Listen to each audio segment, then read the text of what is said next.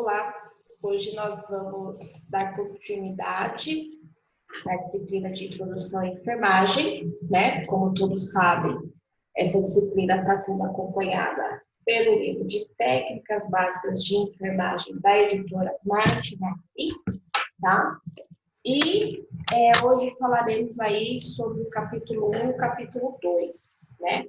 Então, o capítulo 1 seria sobre os procedimentos básicos de enfermagem, né? Então, o que quer dizer o que contém esse capítulo, tá? Então, aqui, na verdade, é o quê? O básico que um profissional da enfermagem deve estar capacitado, né? Até mesmo porque, através do básico, é onde tudo pode ser adaptado, né? Adaptado conforme a realidade da instituição, adaptado como a necessidade do paciente, né? Então, os procedimentos básicos, né? O básico que o profissional da enfermagem deve estar capacitado, né, deve seguir, né, para que ele possa estar, para que ele possa ser capaz de atuar em qualquer hospital, né, atender aí as necessidades de qualquer paciente, tá? Então, quais são os objetivos do procedimento básico, né? Então, olha só, garantir a qualidade assistencial de serviços de enfermagem por meio de padrões previamente aceitos, contribuir com o conhecimento e aprendizado por meio de um roteiro de procedimento das ações de enfermagem para os discentes, docentes, cuidadores e profissionais de enfermagem e da área da saúde, né? Melhorar a qualidade do ensino e da assistência em todos os níveis, visando a segurança, conforto e economia. Contribuir no controle de infecções e complicações para o cliente e os profissionais, e assim também prevenindo e tratando doenças, né? Então, esses são os objetivos dos procedimentos básicos, né? Então, a gente observa o quê? Que vai desde o cuidado com o próprio profissional, o cuidado com o aprendizado desses profissionais, considerando que a área da saúde ela vive em constante renovações, né? Então, a capacitação, né? Aquela história do aprendizado continuado, né? O ensino continuado para essa área, né? Para a nossa área, ela é de extrema importância, né? Os princípios básicos, né? Então, de fato, né? Esses procedimentos básicos tem que ter o quê? Um roteiro, né? Até mesmo que possa auxiliar e guiar o profissional, até mesmo para que, sei lá, não se perca, não se descuide, não esqueça de se atentar a algo e assim prejudicando a qualidade do seu cuidado, prejudicando aí o paciente ou até mesmo a instituição, né?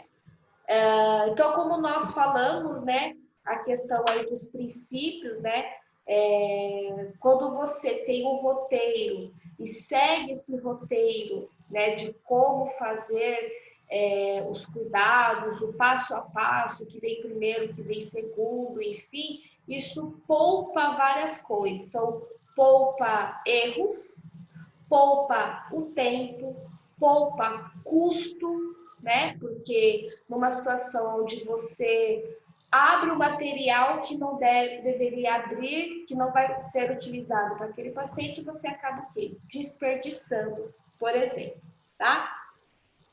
Então, olha aí, é necessário reduzir custos, poupar tempo, simplificar as ações de enfermagem, executar as técnicas com método e organização, planejar o trabalho, evitar movimentos desnecessários, utilizar materiais adequados e quantidade adequada e mantê-los sempre em ordem e no local correto, né? Então, esses procedimentos, esses princípios, eles vêm o quê? Nortear toda a equipe. Até mesmo que dentro de um hospital você não trabalha sozinho. Então, imagine se você guarda, por exemplo, a gase numa gaveta, o outro guarda a gase em outra gaveta, por exemplo. Né? Isso você vão se perder, vai ter desperdício, vai ter gasto de tempo, porque até você encontrar, procurar. Então, por isso que existe o quê? Um roteiro onde todos devem seguir. E mediante a necessidade e a estrutura do hospital, todos devem seguir esse roteiro já imposto, muitas das vezes, pelo próprio hospital, né? Todo hospital tem protocolos, tem POP, né, que a gente fala, que é o quê? Em cima dos princípios básicos, dos objetivos básicos, né, desses procedimentos básicos que nós estamos falando, eles adaptam conforme a sua realidade, tá? Então, olha aí, etapas de planejamento para a prestação de um cuidado. Preste atenção aí como é importante.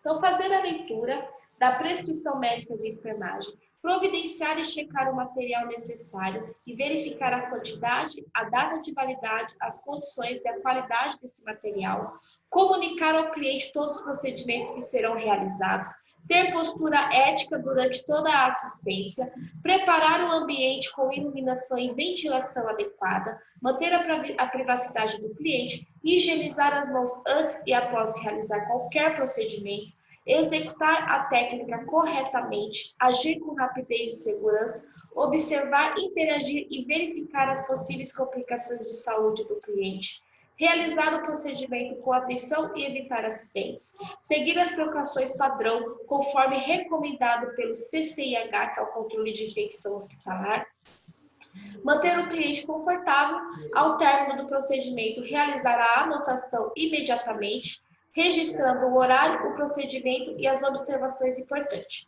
Comunicar o enfermeiro responsável e o médico de qualquer intercorrência. Sempre que necessário, pedir auxílio para outro profissional de enfermagem e assim evitando a sobrecarga. E lembrar que o acompanhante também deverá ser orientado e necessita de orientação, né? Então, isso vocês vão estar aplicando, colocando em prática o quê? Em todo o procedimento que vocês forem realizar. Então, isso é o mínimo que vocês devem fazer, né? Então, vocês observam que vocês têm que se atentar ao passo a passo do procedimento, né? Se atentar aos materiais que vocês vão estar utilizando, se atentar à questão da higiene, à questão do cuidado geral com o paciente, desde a sua privacidade até ao término desse procedimento, né? Não esquecendo aí dos registros, porque isso também é um cuidado não só com o paciente, né? Onde você está permitindo ali os registros completos e seguros, e assim permitindo a continuidade do cuidado daquele paciente, né? Porque através da anotação de enfermagem é onde outros profissionais vão se nortear do processo do cuidado desse paciente, né? E também cuidando de si mesmo, né? Porque a partir do momento onde você observa que você pode cuidar de um paciente ou realizar algum procedimento, ou talvez que você não seja tão capacitado, que você não tem tanta segurança para fazer, ou até mesmo fazer uma movimentação, um procedimento onde isso possa te prejudicar fisicamente, é onde você também está se cuidando, tá? Aí logo abaixo desse livro, desse conteúdo, vocês observam aí o resumo de tudo isso que nós estamos falando, né? Então, isso está até em atividades também para você, então é importante vocês seguirem essa sequência, tá? E na sequência aí, nós temos aí princípios gerais para a execução dos procedimentos, né? E esses princípios estão divididos em grupos extremamente importantes, né? Que seria o quê? Quanto à segurança, né? Então, o primeiro grupo, o segundo, quanto ao conforto, né? Os princípios quanto à economia de tempo, esforço e material. E o último, os princípios quanto à postura e ética, né? Então, são os princípios onde vocês estarão entendendo, né? Como que vai acontecer durante a execução dos procedimentos que vocês estarão aplicando, né? Não é simplesmente fazer e pronto, acabou. Tem toda uma logística, tem todo um critérios que devem ser seguidos aí durante um procedimento simples ou complexo, independente de qual que for. Né? Então, como por exemplo, quanto à segurança quais são os princípios que vão estar atendendo a esse critério, né? Que seria a segurança. Então, a partir do momento que você trabalha com materiais válidos, né, dentro do prazo de validade, que você se preocupa com a higienização, utiliza técnicas assépticas, você está o quê? Assegurando uma possível contaminação, está seguindo as recomendações do CCIH, né? Armazenar os materiais contaminados em local seguro, né? Segurança do paciente, olha só, evitar correntes de ar e exposição desnecessária desse cliente, né? Então, aqui a gente observa que esses critérios de princípios, eles devem ser atendidos e se você é um profissional que segue corretamente, né, esses procedimentos básicos, automaticamente você estará cumprindo com esses princípios básicos, aí, esses princípios gerais, né, que atende aí às necessidades do procedimento, né, do cliente, da instituição, ok? Outro exemplo aqui, quanto ao conforto, né, que é o segundo critério aí. Então, ser atencioso, educado, falar em tom de voz moderado, evitar ruídos desnecessários, manter um ambiente tranquilo, né? Outro critério, quanto à economia de tempo, esforço e material. Evitar o desperdício de movimentos. Isso significa o quê? De sobrecarga, né? Quando tem uma instituição que ela também é organizada de forma corrente, o que quer dizer organizado de forma correta, né? Coerente? Onde, por exemplo, os espaços entre os leitos estão ok, onde os espaços e a estrutura da instituição está ok, de acordo, então você também, esse critério também vai ser atendido, né? Então, assim, evitar desperdícios de movimento utilizando as mecânicas corporais. Isso é extremamente importante, é um assunto aqui, né, na sequência. O profissional, como ele trabalha muito com a sua questão física, né? É na hora de dar um banho, é na hora de fazer uma mudança de decúbito, é na hora de fazer o curativo no pé, né? Então, se ele não cuidar do seu posicionamento, dos seus movimentos, é um profissional que, em pouco tempo de profissão, já vai estar com algum problema aí, muscular, algum problema esquelético, né? Então, isso é extremamente importante, né? Então, olha aqui, ainda nesse critério quanto à economia de tempo, esforço e material, manter o setor organizado, planejar as atividades logo no início do seu plantão, né? Então, você sabe tudo o que tem que fazer, sabe que alguns critérios têm que seguir um padrão, né? O horário do banho, por exemplo. A instituição, a grande maioria, o horário do banho é de manhã, então alguns critérios vão ter que ser obedecidos. E os demais você tem que adaptar e fazer o planejamento correto aí para não ficar perdido, né? Às vezes, meu plantão falta meia hora para acabar e eu não fiz isso, não fiz aquilo, então já vá fazendo as anotações, já vá preenchendo o que tem que preencher, né? Toda a questão burocrática, às vezes as questões burocráticas levam aí muito tempo também, tá certo? Quanto à postura e ética, o último critério aí, né? Não realizar comentários sobre o procedimento com outras pessoas ou em locais inadequados. Sempre chamar o cliente pelo nome, né? Então, são questões éticas que levam respeito, levam entendimento, né? Então, eu concordo, posso até não estar de acordo, né? Mas eu respeito a sua decisão, né? Fazer o uso de uniforme e identificação adequada, né? Isso é extremamente importante. Você precisa se colocar e se apresentar não só verbalmente, mas também, né? Sua vestimenta, sua postura também traz esse peso aí também, né, frente aí um profissional da área da saúde, tá?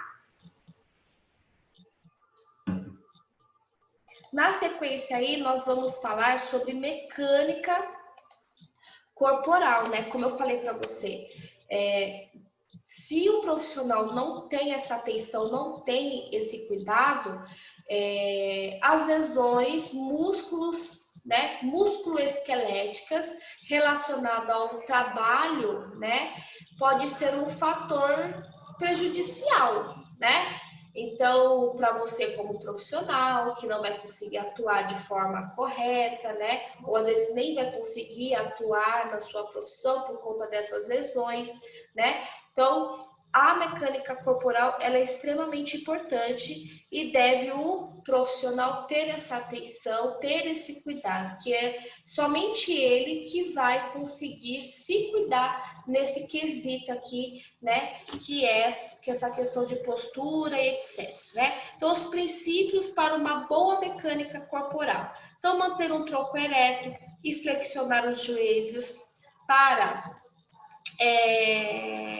para se abaixar, mantendo-se próximo ao objeto de trabalho, evitar levantar pesos do chão acima de 35% do seu peso, ao remover um objeto pesado, fazê-lo deslizar em vez de erguê-lo, ser realista quanto à capacidade para levantar determinado peso, se for movimentar um cliente, avaliar a ajuda que ele pode dar. Ao transportar um cliente, solicite a ajuda de um colega, utilizar roupas confortáveis que permitem a liberdade de movimentos e calçados que não escorreguem, né? Aí na sequência aí você tem todas as orientações e as definições do que é uma postura correta de pé, uma postura correta sentado, né? E na sequência aí temos as imagens, né? Que nada melhor do que colocar como exemplo a própria imagem, né? Então, do que seria uma posição sentada, como que seria o correto, né? Então, aqui a gente está vendo. Primeiro que aqui, além da postura, tem também objetos, né? Utensílios que podem melhorar. Então, aqui tem um banquinho, aqui já tem uma cadeira com encosto, que essa é a forma correta. Um apoio para os pés. Aqui, se você for pegar um objeto no chão, não se arquear, mas sim agachar, pegar esse objeto e distribuir o peso, né, nas pernas e nas costas, e não só apenas nas costas. Aqui, um exemplo de carregando um peso. Aqui a pessoa colocou somente de um dos lados. Aqui já, né, ela já distribuiu esse peso, né? Postura em pé, então cabeça erguida, né? E alinhando com o tronco, certo? E não o contrário aí. Olha aqui a questão da região abdominal contraída, certo? Aqui a gente está vendo já o tronco elevado, aqui o abdômen relaxado, né?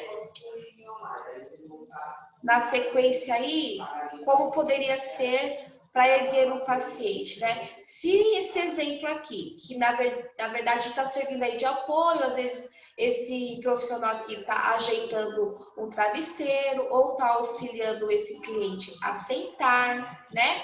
Então, ele poderia o quê? Uma forma errada.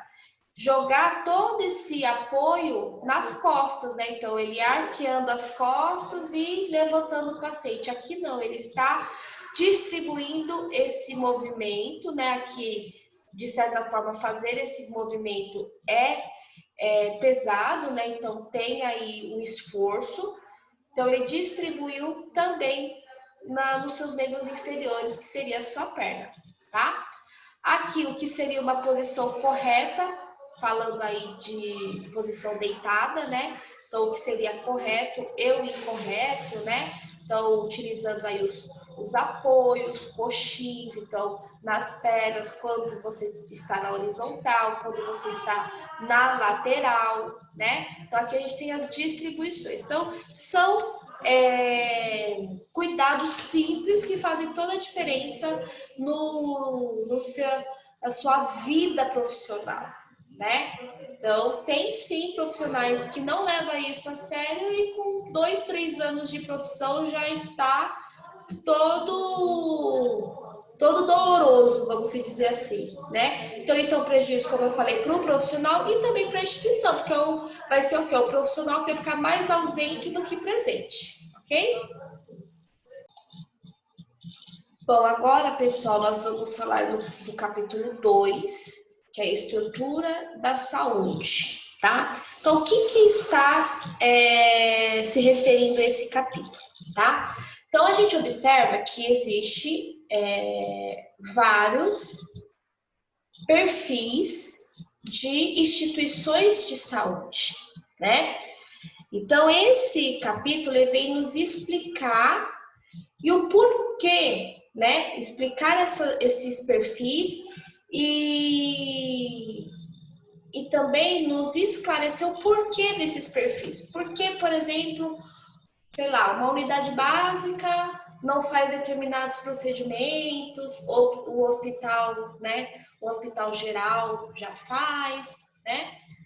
Então, basicamente é isso que nós vamos falar nesse capítulo, tá? Então, a saúde no Brasil, né? Ela é estruturada a oferecer aos usuários atendimento em todas as complexidades. Então, desde as suas dimensões primárias até as suas dimensões terciárias, né? E assim, dessa forma, o profissional, ao iniciar a sua atuação dentro do mercado de trabalho, ele tem que ter um básico para atuar em todos esses perfis, né? Então, ele precisa suprir a necessidade desses perfis, ok? Então, pela Constituição brasileira, a saúde é um direito e cidadania garantido por políticas sociais e econômicas, é um bem-estar físico, psíquico e social, segundo a OMS. Na Constituição Federal, a saúde é compreendida como um direito garantido por políticas de saúde econômica, né? Então, isso a gente observa o quê? Ah, Luana, mas a saúde pública tem isso, tem aquilo. Eu sei, nós estamos falando o que está no papel, né? Como deve funcionar, tá? Então, nós temos a Constituição brasileira que nos garante isso, né? Mediante o que a Organização Mundial de Saúde esclarece como saúde, né? O que é saúde, né? A saúde, não, saúde é o que? É um todo, né? Então, bem-estar físico, social e biológico, né? Então, essas políticas, né? Políticas sociais e políticas econômicas, elas não só vão estar oferecendo isso mediante as instituições de saúde, mas elas também têm que complementar essa questão de oferecer saúde ou princípios, né, para ser saudável, vamos dizer assim, com outros tipos de instituição também, que seria a questão da moradia, a questão do emprego, né, que é, no caso aí, você se manter. Então, essas políticas acabam engajando todos esses cuidados, vamos dizer assim, tá?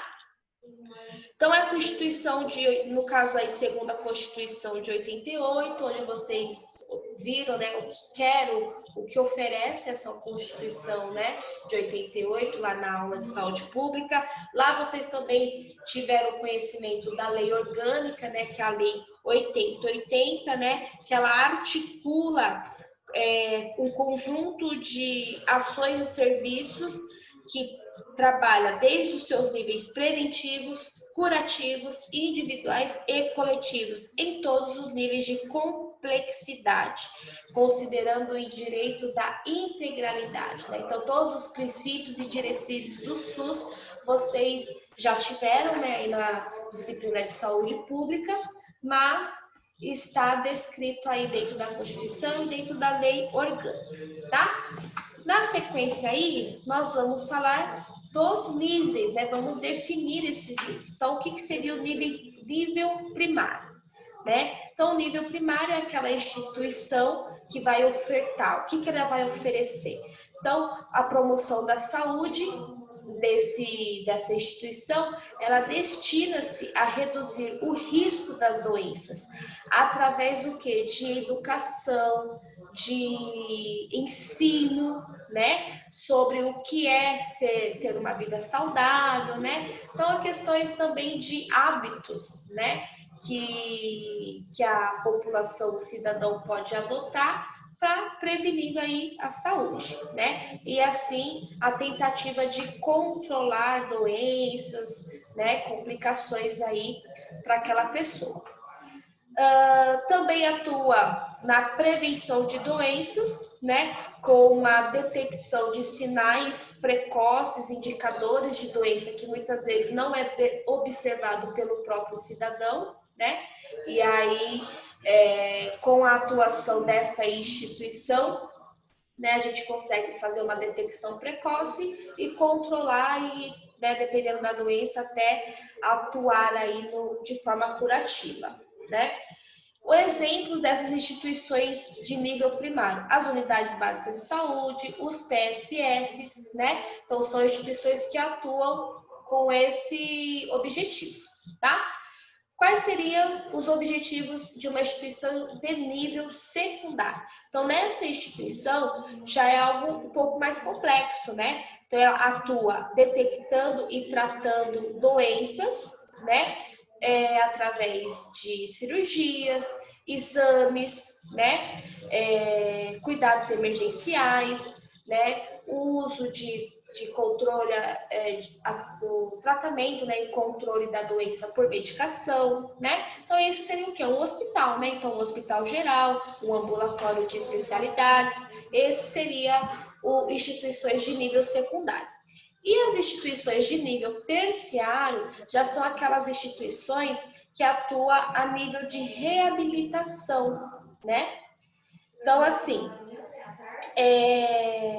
onde a pessoa deve aprender ou reaprender habilidades que talvez foram retiradas, né, perdidas, né, talvez seja uma sequela de um acidente, por exemplo, né, como por exemplo os hospitais especializados, a ACD, né, aí nesse caso seria instituições de nível terciário, ok? Muito bem. Na sequência aí, nós vamos falar das estruturas dos hospitais, né? Então, a gente sabe que essas instituições de saúde, né? Elas podem ter diversos perfis, né? Aquelas que atendem os objetivos de nível primário, nível secundário e nível terciário. Ok, tá? Nós devemos entender que a estrutura da saúde, né? A estrutura de um hospital, desculpa, né? É o quê? É oferecer, né, assegurar uma assistência médica completa. Então, desde os seus níveis curativos, preventivos, né, para a população, tá?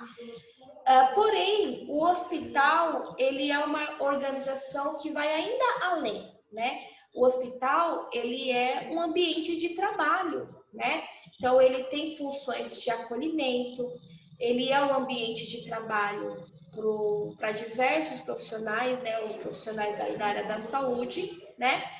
E quando a gente fala que ele atua em diversas, que ele é mais complexo do que nós imaginamos, né? Que ele atua além de forma curativa e preventiva, mas também de acolhimento ao cliente, né? Muitas das vezes o cliente, né, o paciente, ele entra naquela instituição devido a um motivo, ele acaba saindo dali com outras questões também para serem resolvidas.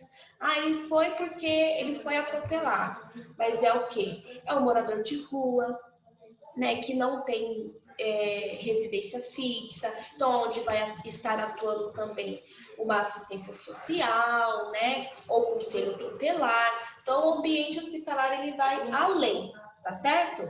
E como eu disse, ele também é o que? É o ambiente de trabalho de muitos profissionais, né? Boa parte deles profissionais da área da saúde, né? Então, médicos, profissionais da enfermagem, né? Nutricionistas, enfim. E dentre todos esses profissionais, a enfermagem, de certa forma, ela tem um peso muito importante, né? É uma das partes mais ativas dentro de um hospital, né? Porque o profissional da enfermagem está 24 horas do dia do lado de um paciente. Então, de certa forma, é o profissional que tem mais vínculo com esse paciente, né? Ele acaba criando uma certa afinidade com o paciente, né? Por conta desse seu papel, né? Que não tem outro profissional da área da saúde que tem algo parecido, semelhante, tá?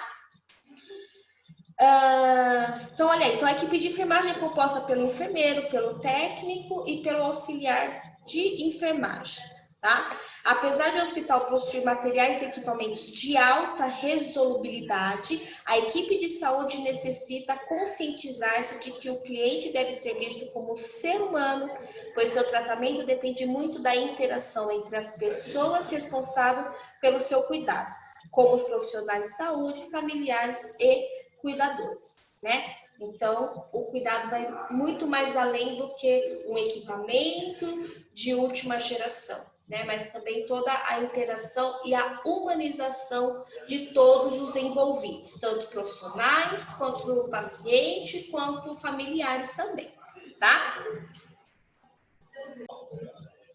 Então, quais seriam os objetivos do hospital, né, de modo geral?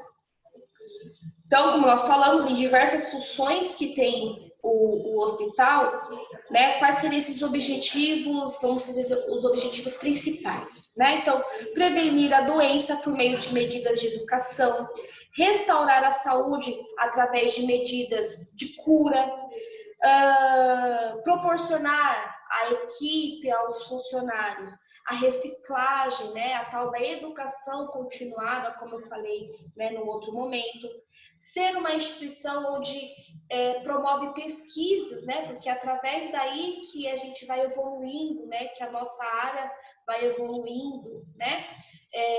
Ser uma instituição que colabora, né? Que se preocupa com a reabilitação de seus clientes, né? Então, enfim, com atividades desde fisioterapia e outras, né? Onde possa visar essa questão aí da reabilitação, ok? Na sequência aí, temos as classificações dos hospitais. Então, do ponto de vista clínico, nós temos o hospital geral e os hospitais especializados, né? Então, o que seria um hospital geral? Então, é responsável por atender clientes portadores de doenças de várias especialidades médicas. E os hospitais especializados seriam o quê? Aquele que se limita a uma assistência, como, por exemplo, o Hospital do Câncer. Então, ele só se limita a atendimento a pacientes com câncer, tá? E do ponto de vista mantenedor, né? Quem mantém, como mantém os hospitais, nós temos hospitais públicos que são mantidos através dos impostos, né? Então, do governo federal, estadual e municipal. Temos os hospitais privados, que são aqueles hospitais que têm a finalidade de obter lucros, né? Então, particulares. Os hospitais escolas que são mantidos por universidades que esteja vinculado com esse hospital, né? Então, os hospitais universitários.